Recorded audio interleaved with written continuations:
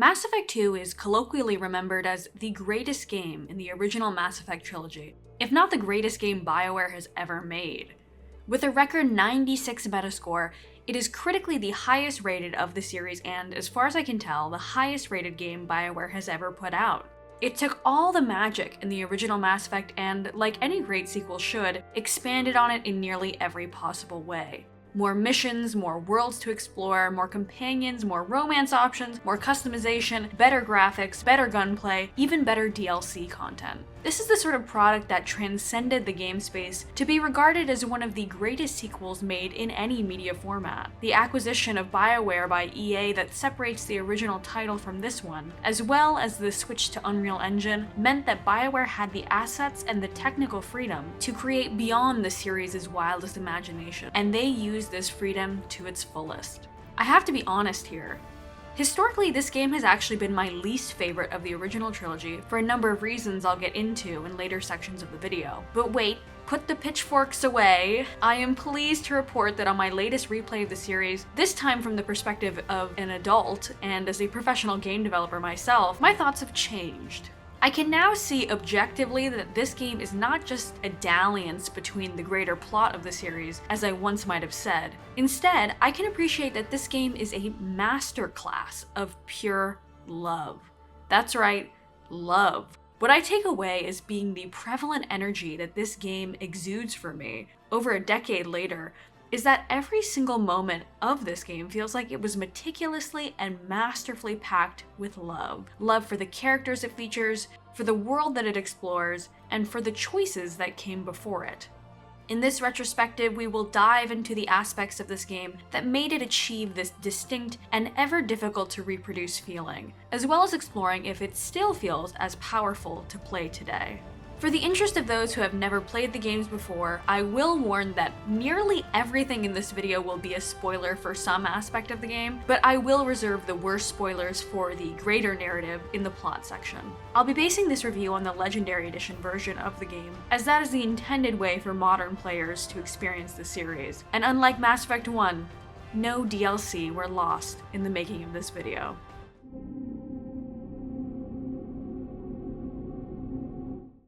There's a major overhaul in this title that defines it.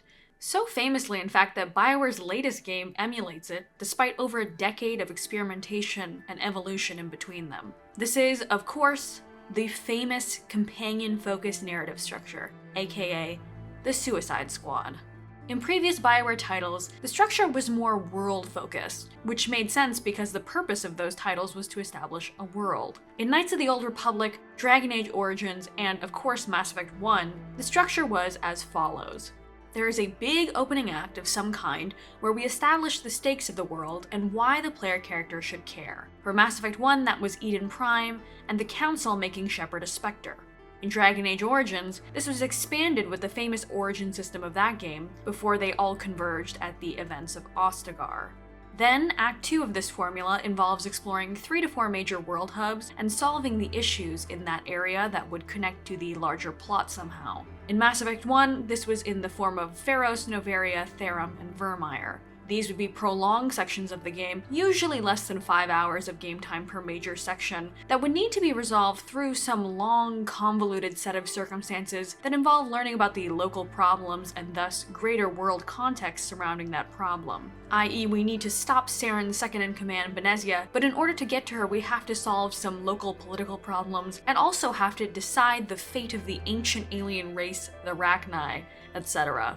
Then, after all the independent sections have been dealt with, the final act begins, where all of the work you've put into the world pays off. In Mass Effect 1, this is in finally getting to the Conduit on Ilos and catching up to Saren. Or there is a more evolved version of this final act in the form of the Landsmeet in Origins. I say Origins is more evolved because there are a ton more factors that go into the outcome of that final showdown than the one in Mass Effect 1.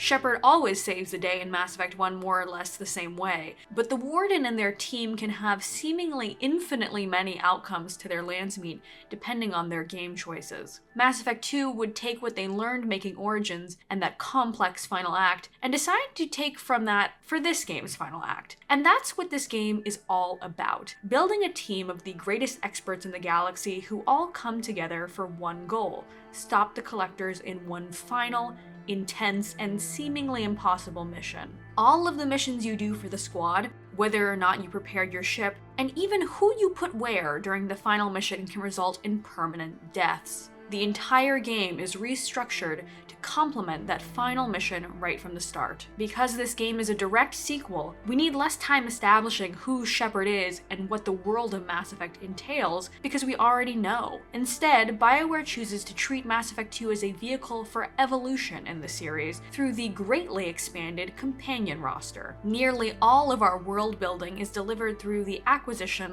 of our squad mates, and then is furthered through their loyalty missions. The genius move here is that instead of spending 2 to 7 hours on 3 huge game chunks, famously a bit of a slog in retrospect for the earlier titles, they could instead deliver neat packages of immense world building in the form of tight, 30-ish minute missions. This is a far superior method in my opinion, and makes the experience of playing Mass Effect 2 much more enjoyable and digestible than previous titles. Not only is it easier and more freeing to choose to play 30-minute missions largely in whatever order you please, it's also much neater and more focused in what those 30 minutes express to the player. 5-hour game sections involve lots of complicated information being balanced, tons of time running around and managing everything, and usually just exploring 1 or 2 medium-sized maps. But in Mass Effect 2, we got to see dozens more small world snippets that are beautifully designed and very straightforward to get through. If the goal of Mass Effect 1 was to streamline the RPG format as much as possible, Mass Effect 2 realizes this goal even more effectively, and is thus able to achieve a lot more in its runtime as well. Mass Effect 2 is bigger time-wise than its predecessor, with it usually taking me about 30 hours to complete the full squad loyalty and playing the DLCs. So for the average player, that's about 40 hours to complete the vast majority of the game, about double the runtime of Mass Effect 1. Yet, in double the time, the game manages to have triple the companions, 10 times the amount of missions, and probably about 3 times the total number of visitable locations. That is a massive achievement, and is possible thanks to the effective formula that this game creates to cater to its companion-focused modular mission style. But this is not as timeless as I might be making it seem. It's true that comparative to its predecessor, this game plays much more efficiently. However, playing it today can feel a little stagnant at times. Once you get the request for a companion's loyalty mission, you are effectively locked out of talking to that companion until you do the mission. That's extra rough and inorganic if you put off someone like Miranda's loyalty mission that you get at the start of the game until the end. She ends up being lifeless for a majority of the runtime in that case. In addition, the companions end up being extremely unreactive feeling comparative to the other games in the series, even the last game where they always had something to say after a major mission. This is especially true after playing Veilguard, which evolves the same companion-focused narrative structure's reactivity immensely. The companions don't really react to one another at all in the entire game. They don't even banter with each other out on a mission, and there are no elevators for chatter in this game either. They also don't have comments on the latest mission unless it directly involves them.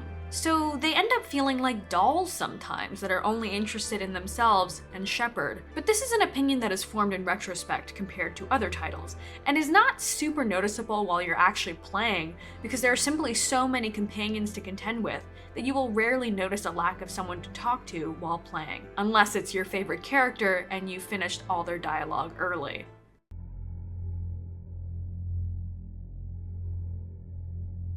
Mass Effect 2 is a study on companions as the central tool for storytelling. In Mass Effect 1, companions were interesting and engaging, but largely tools for expanding on the greater narrative primarily. They occasionally ask for something, like Rex asking the player to help find his family armor, but their side content was totally optional and didn't really affect the outcomes of the story too much. In Mass Effect 2, however, The story revolves around the squad and their needs. In order to stop the Collector threat, Shepard is sent dossiers of important galactic notables from several fields that all have distinct and iconic personas, as well as problems that must be recruited for the mission. Often, as a stipulation for recruiting them, they will ask Shepard explicitly for help with whatever their personal mission is. All companions, as a result of the game's greater structure, were given one recruitment mission and one loyalty mission. The loyalty missions are technically optional and can be completed mostly at any time before the final mission, but are heavily implied to be a necessity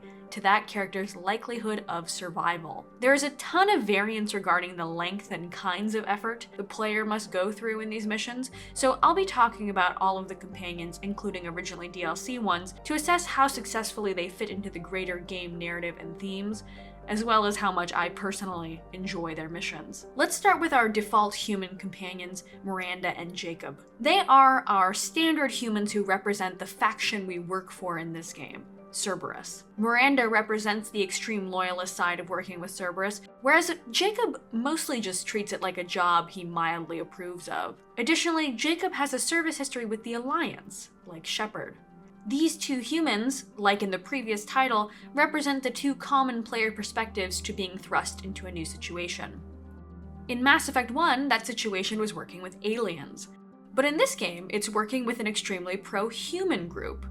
There's no doubt that players from the first game would have had extremely strong pro-alien sentiment at this point, as the crew's alien members were like family in the first game. So it's a great irony that narratively we as players who largely love the alien characters even more than the human ones are now forced to work with a pro-human group. Thus, Jacob and Miranda offer a counter or appeasing perspective depending on whether Shepard is open-minded or uneasy to the arrangement, just like Kaden and Ashley did before them. Miranda is Cerberus's golden child, recruited by them at a young age and the elusive man's right hand. She was in charge of the Lazarus Project to rebuild Shepard, and yet disapproves of the order to keep Shepard exactly as they were prior to death, no kill switch. She is immediately presented as cold and strictly professional, but as we get to know her, we come to find that despite having literally perfect genes, she has a lot of insecurities. Her character is an exploration in defying genetic destiny, a theme that is heavily explored by this title in the series in particular. She defies the will of her creator father by running off and joining Cerberus, and she again may defy her creator boss, the elusive man, to follow Shepard in the final moments of the game story. She is an overt expression of the theme that creation is not a stronger force than individual will, but in my opinion she is not the most interesting iteration of this theme on the cast. Jacob is perhaps the least compelling companion in the squad because he tells no strong message and has no particularly strong opinions. He joins Cerberus because he doesn't care for the bureaucracy of the Alliance, but also doesn't seem to like the politics of Cerberus very much either. His loyalty mission tells us nothing about his personal character other than that he doesn't like abuse of power. His friendship or romance with Shepard is milquetoast as well. He is overtly described in the Shadow Broker's dossier as a clearly placed mood stabilizer for the team, and generally acts this role well. He is just a good-looking guy with nothing in particular to say. No doubt a comforting presence to some, but generally forgettable to most. Garrus is back and represents his role as Shepard's ward or foil yet again. He goes through essentially exactly the same narrative arc as last time, as in we either convince him down the Paragon or Renegade path again, but this time, it is in the context of him being a failed squad leader himself. That's right, the plot of Mass Effect 2 as we see it already happened to him in the 2 years since we last saw him, and it doesn't go well for our favorite Turian. So despite whatever we may have tried to convince him in the last game, he has to relearn it again this time around. This is a little bit of a step back, but in truth it actually foils the context for Mass Effect 2 perfectly. We already had a squad, already did a galaxy-saving mission, already maxed out our morality meters once. But as I'll talk about later, this game resets all that and makes us start again from the ground up. So as we must do it all once more and better, so too must Garrus. Tali, on the other hand, has grown a lot since we last saw her. She has finished her pilgrimage and become an important member of Quarian society, leading scientific missions with entire squads of her own. Her personal mission is one of the best in the game in just how high stakes it is for her people. She is falsely accused of treason and being the cause of death for an entire ship of researchers, including her own father.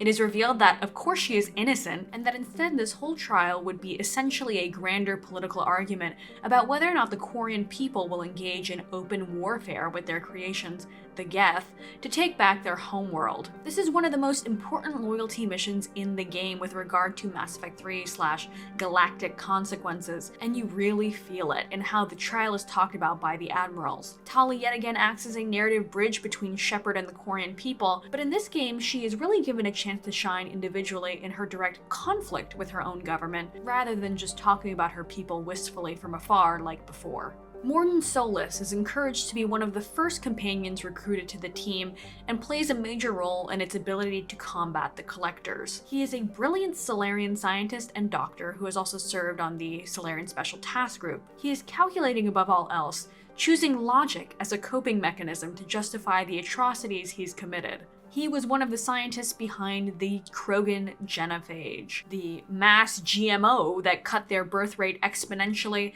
and essentially halted their progress as a species. He justifies the necessity of the project as being essential to saving countless more non-Krogan lives that would have been lost due to Krogan rapid expansion and warmongering. He blames the Salarian people for uplifting them to spacefaring age before they knew how to use that technology responsibly, and thus the Salarians were responsible for correcting that problem as well. Shepard can convince him, eventually, that his calculations were incorrect, and that the calculus of war that decided the genophage was appropriate doesn't account for the fact that the Krogan are people who deserve a chance to thrive. His story, perpendicular to Miranda's, shows the perspective of a creator who felt responsible for his people's mistakes and overcorrected to save the galaxy, but in doing so loses a piece of his humanity. Miranda is the created scientific baby who suffers from the overstepping of the father figure, and Mordin is the scientific father figure who steps too far. His development over the course of the game and later on in the series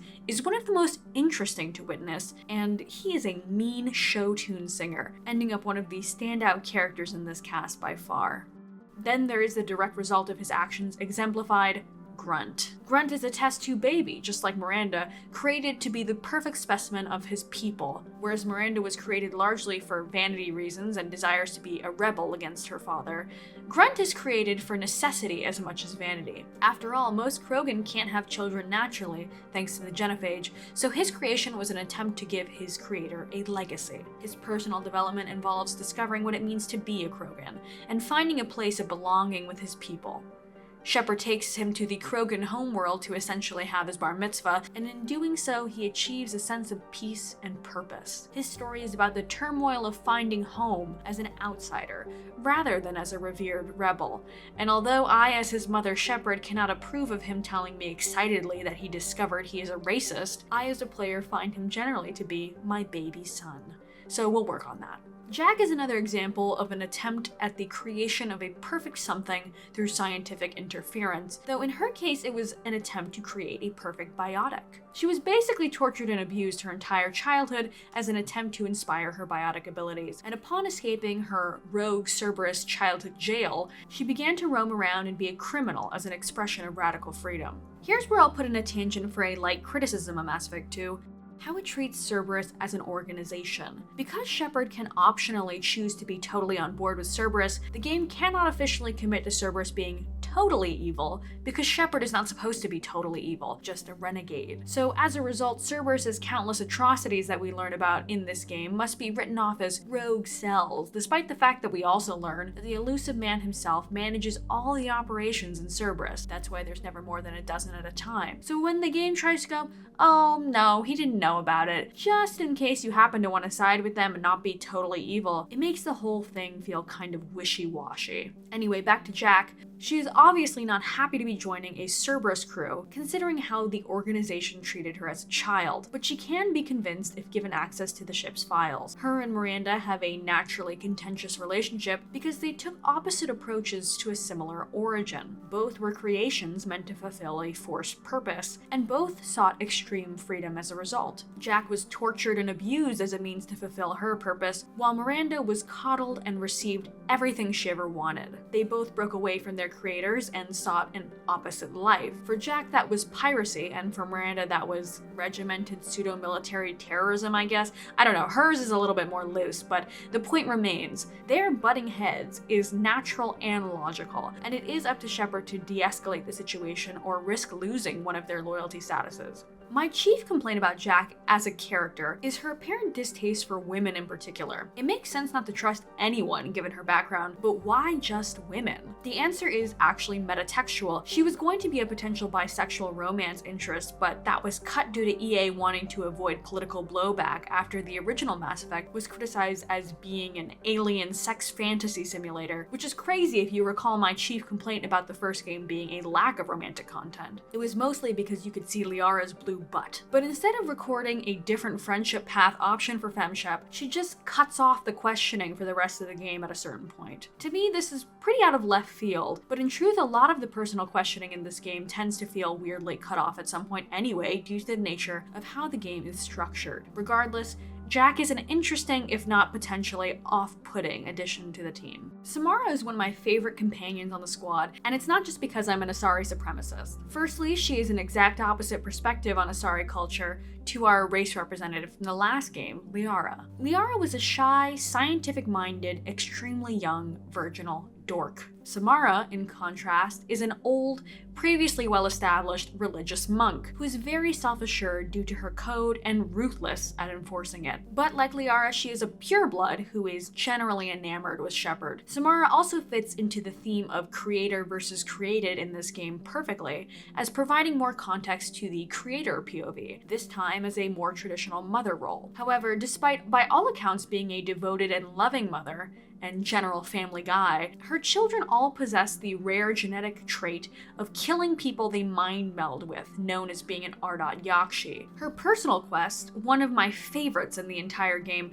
because you don't have to shoot anything, involves trying to seduce her rebellious daughter Morinth to allow Samara to finally kill her. An interesting twist is that you can actually betray Samara here and recruit her daughter to the squad in her place, but I imagine that this is an option that perhaps 5 people ever picked, so I won't spend too much time on Morinth. The point is that Samara is a tragic figure and an example that even if you do everything right in raising your children, even if you love them and nurture them selflessly, it can still all go wrong. The troubled creations in this game, like Jack and Grunt, faced a kind of neglect, whereas creators like Mordin and Thane did neglecting themselves. But Samara didn't neglect. She did nothing knowingly wrong, and still must face the burden of personal responsibility for creating at all. She thus becomes committed to redeeming herself through the act of killing the thing she loved most in the universe. This is what we're talking about, okay? This is drama right here, this storyline. Thane is another tragic figure, but more so from his terminal illness. He was actually quite undeniably a horrible father,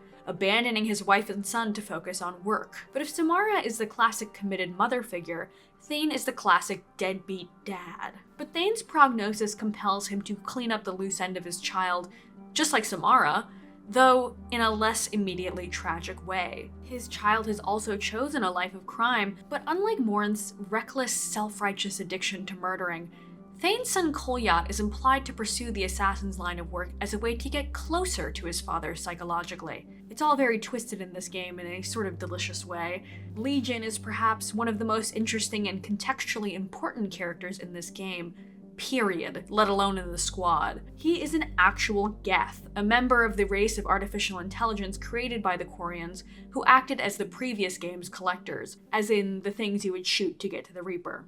But Legion explains that the group of Geth who worked for Sovereign was a splinter group of heretics who separated from the main Geth consciousness, and that largely Geth do not agree with the Reaper cause. In a way, it was like a religious schism for them, and the Geth that chose to follow Sovereign did so because they revered it. Legion answers questions about how the Geth think and operate, but he kind of effectively shows the Geth as being far more juvenile and curious than we as players have previously been led to believe. The fact that Legion has a piece of Shepard's armor integrated into its body because Legion was fascinated by the prowess of Shepard implies so many levels of deep thought that Legion himself cannot properly express. Legion fills the role that the companions in Mass Effect always have, to humanize his entire race to the player. Even Legion's loyalty mission is a shock to the system in the game's context, because the final question it asks, to rewrite the heretic Geth perspective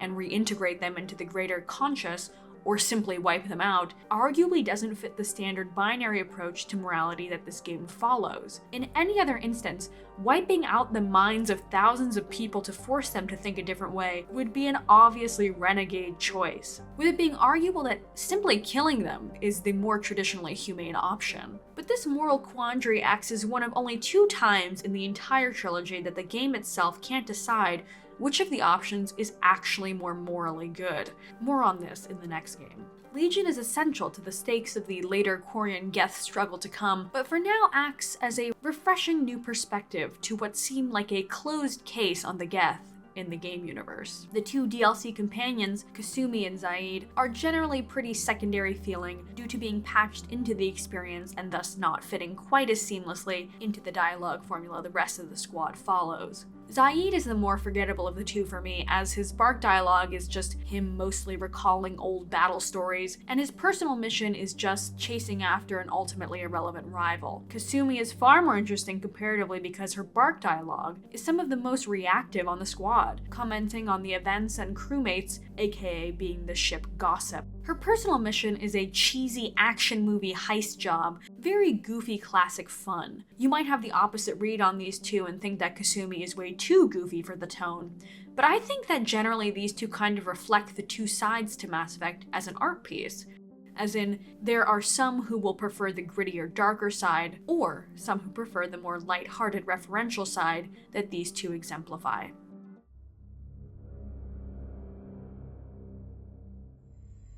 So I love the companion cast in this game, but I have to be honest and say for me personally that the romance in 2 is another L. I am very well aware that this is not the majority take here, and that a lot of people will love their romances in this game, but I bear the burden of being a gay woman, so my options in this title are essentially nothing. A low blow considering that romance is one of my favorite aspects to BioWare titles, but I have to say that it's to this game's credit that I have as many nice things to say as I do, despite being romantically snubbed by corporate.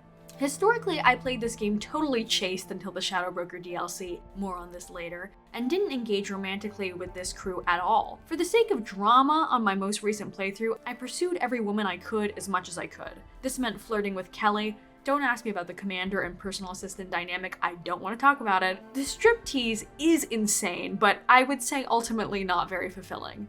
The more interesting one for me was Samara. She doesn't count as an actual romance option, as you don't get an achievement for pursuing her because we never actually hit any bases, but she and Shepard can admit to having feelings for one another before I push her a little too far, and then she never speaks to me again actually. Fair, to be honest, because she kept telling me not to pursue, but nonetheless, the attraction is mutual. And before you say I could play as a male Shepard, I want to let you in on an insane personal secret. The first time I played the series, I actually played male because I knew ahead of time that that would give me more female romantic options. And you know what?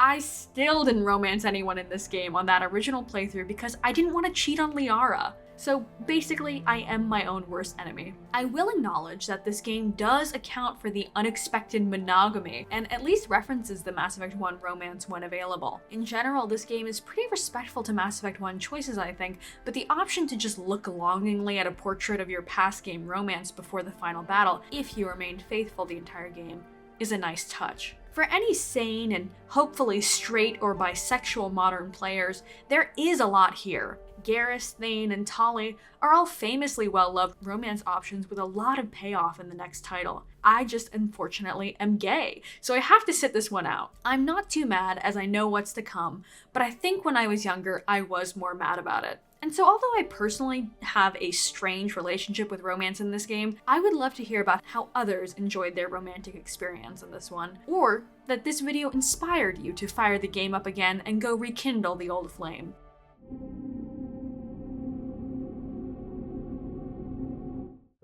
Much like in Mass Effect 1, I don't really have that much to say when it comes to combat. I appreciate the tight level design, and I love the inclusion of a nice variety of heavy weapons, but overall the general gameplay remains the same, but feeling a little better to play thanks to the switch to Unreal. Lore-wise, I find the notion that the entire galaxy switched to universal removable heat sinks in the 2 years between the titles is insane, but gameplay-wise it does make sense to switch to a more standard, finite number of bullets to fit with the gameplay speed and flow that gamers at the time had come to expect. I do not miss the Mako, and instead find the very few instances of vehicle engagement in the DLC missions a fun gimmick in their limited doses. But I have to say, I hate the decryption minigame switch up, especially the damn matching nodes one. I'm generally a hater of dumb minigames in BioWare titles, which is also something that they love to add to all their games, and this one is just slightly more interactive than the previous game version, but with no skipping option like the Omnijowl in the last one. Let me just open the damn door. Such an immersion-breaking, unskippable waste of time. Still better than Andromeda's random occasional Sudoku, which is one of the only things I remember about that game to this day. In terms of the dialogue wheel mechanic, it feels just like a cleaner version of the last game. I found way less instances of looping when speaking, and I think that the quick time events are kind of funny. The Renegade ones are way more fun usually, and even though I play Paragon and don't pick all of them, I am tempted to, knowing that they are often actually more helpful as well as fun to watch. It's another gimmick of the time to include QuickTime events. I think that gaming has moved on from the trend, but I can appreciate the idea, at least, of trying to make cinematic moments have a small element of interaction. It is a video game, after all. RPG elements have been streamlined in this game as well, which I appreciate. I never really cared about the more traditional inventory system in the last one, and I usually prefer to keep my characters in their default or iconic looks the whole time anyway, so the universal upgrade system works well for me. I think they knew that I basically have the majority opinion in that regard, so it seems like an obvious way to streamline a minor aspect of the game, while still allowing Shepard to have fun little customization moments, like picking their casual wear and armor, and also keeping fish. I can't wait for that damn auto feeder in the next game though. Kelly should have offered to feed my fish eons before she did. And shout out to the email system. I think that it is a very cute add-on to receive emails from various people you have affected throughout the world. This is also a great way for the game to show some respect to people who they didn't have time for, or perhaps just didn't make sense to add into this game, but who you affected in the last one, like the Asari consort. It's just that little bit of flavor that makes the experience richer, I think, and that's the kind of morsel that keeps me going as a player.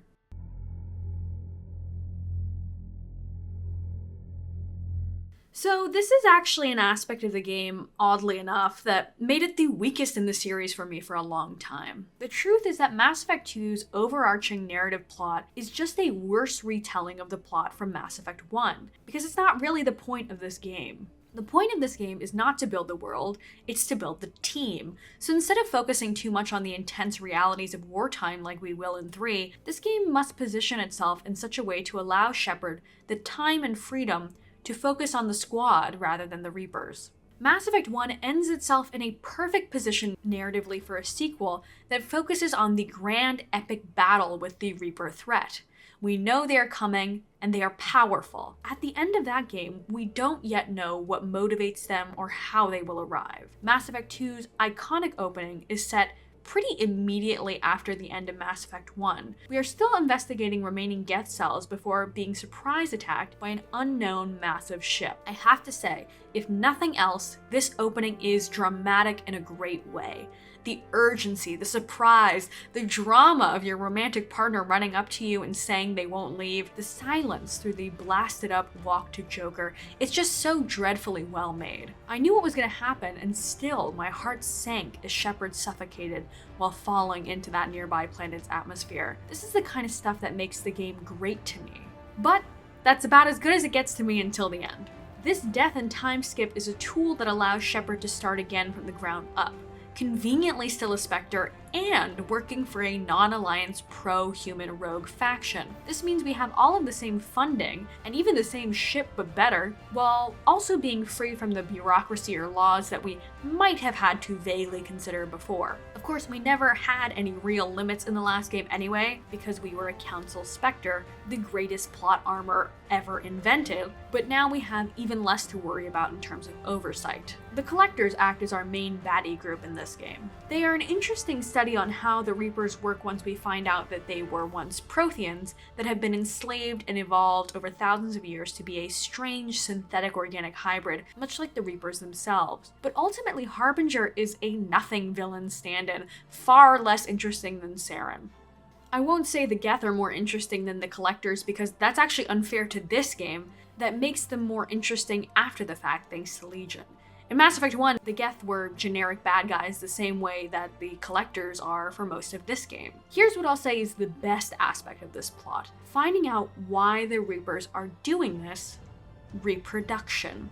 Such a simple biologically innate answer to what was previously presented as an unknowable grand pursuit, but it, in a classic Mass Effect sort of way, humanizes the Reapers in a shocking twist. That's what Mass Effect 2 does really well with, is revealing things that seemed so daunting and grandiose initially are kind of just the things that we do. The Reapers are still beyond comprehension in a lot of aspects, but seeing them assemble a human fetus Reaper is the sort of shocking cinematic horror that people really remember fondly about this series. It's shocking and horrific, yes, but also totally logical. Once we understand that Reapers are a strange amalgamation of synthetic and organic, their need to reproduce by harvesting tons of DNA not only makes them more real, it also makes their massive numbers seem more unbeatable as well. If just one Reaper takes the DNA of millions of organic individuals, how many cycles and how many billions were slaughtered to produce the massive Reaper fleet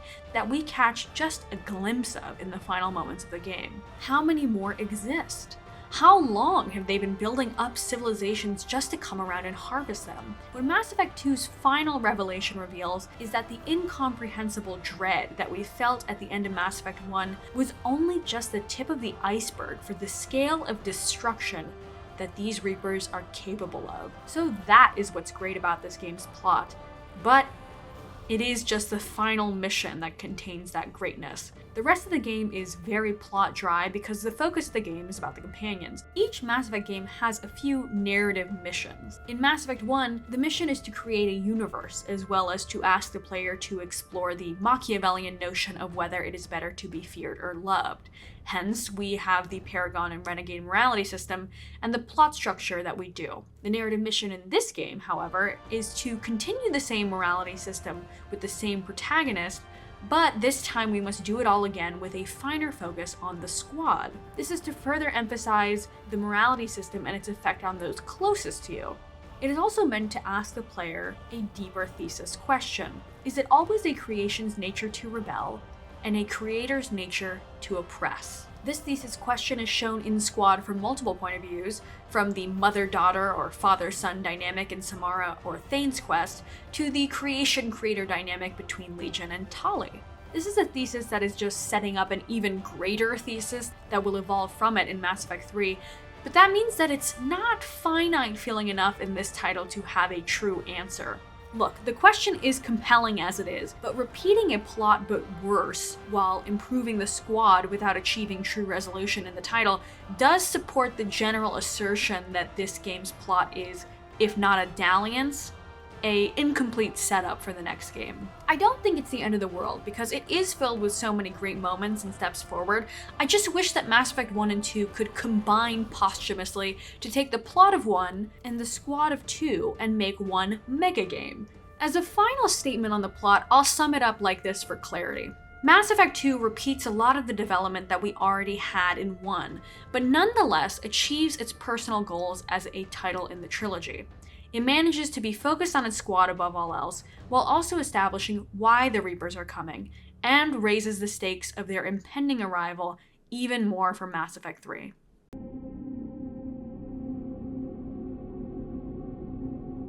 Although Mass Effect 1 did have some DLC, it was ultimately not very impactful to the plot of the series as a whole. Mass Effect 2, however, has some of its most important transitory content to Mass Effect 3 in its DLC missions. This was a predatory business scheme upon release, probably imposed by EA, but the sands of time have eroded some of the more egregious marketing ploys that scarred this game and the next one, given that all of the content is included in the cost of the Legendary Edition. Overlord is a good old eldritch horror story, an exploration in the disturbing lengths science can go to achieve a purpose. It's a straightforward tale of a Cerber scientist who is willing to use his own autistic brother as an interface to communicate with Geth, sacrificing him as a person and his own ethics as a scientist for the perceived greater pursuit of crossing the organic-synthetic communication barrier. This is mostly a vibey sort of DLC on the surface, but in a subtle way, it's beginning to beg the player the question, what is the barrier between organic and synthetic? Spoilers, but that is the thesis question of Mass Effect 3. I will of course talk about it more in the video for that game, but just know that the question is posed in this DLC as a bit of an appetizer for the atrocities to come. Layer of the Shadow Broker is the story of Liara T'Soni's rise to the role of the Shadow Broker, a major component to her character in the next game. But it also kind of functions as this game's Citadel DLC, with its general tone of being the fun DLC. The car chase is goofy and full of character, having a shootout with the opposing Spectre at a underworld sort of hotel, and then finally having access to a ton of silly extras once Liara actually becomes the Shadow Broker, all contribute to the general goofy tone of this one. And of course, for Liara-mancers like myself, this is the big kahuna DLC because we get to re-establish our romantic relationship with her. This DLC doesn't really ask any major questions, but it does bridge the gap on Liara's persona between 2 and 3 excellently. And finally, Arrival. This DLC is the actual full-on transition story between 2 and 3 because the results of this story directly correlate to how Mass Effect 3 opens. We are told of a Dr. Kenson who is in possession of evidence of the incoming Reaper invasion, so Shepard must go alone to rescue her from a Batarian prison. This beginning section is to me a combat nightmare because I miss my friends. After her rescue, Kenson takes us to her asteroid base to witness a vision from a Reaper artifact. Of course, this means that all the people who have been working around the Reaper artifact have become indoctrinated and turn on Shepard, who must then escape and use the asteroid base as a giant battering ram to destroy the Alpha relay. This is because the Reapers are set to arrive en masse through that specific relay in like 2 minutes. So by destroying the relay, and also about 300,000 lives that will be impacted by the explosion, Shepard will hopefully be delaying the Reaper invasion by a few critical months. The problem is that Shepard has killed hundreds of thousands of innocents, so they must account for their actions when their mission, i.e. the game, is done. What's interesting to me about these 3 DLC is they all serve as important tone setters for the next game, but upon the game's release, they were totally optional. I actually never owned any DLC for my first 2 times playing, so imagine my surprise once I jumped straight to 3 without playing these critical pieces of content. Thankfully nowadays, with the Legendary Edition, they are all included with the game of course, and can be completed before or after the final game mission at your leisure. Much like the Trespasser DLC for Inquisition, I consider these all to be essential to the greater series story and thus must play missions. And shout out to the Normandy crash site mission, I have never managed to find all 20 dog tags. And I've tried. Pisses me off, to be honest.